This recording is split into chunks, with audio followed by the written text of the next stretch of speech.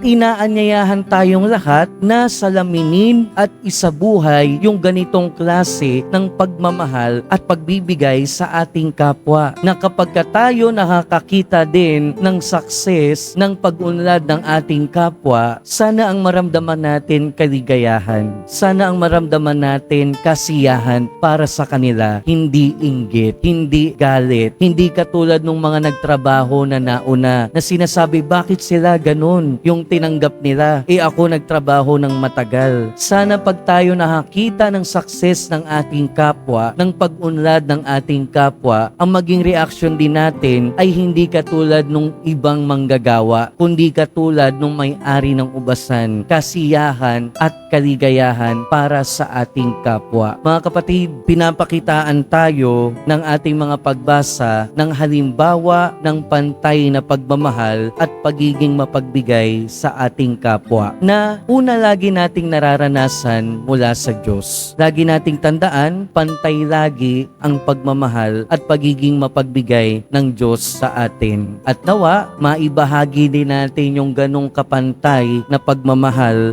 at pagiging mapagbigay ng Diyos sa ating kapwa.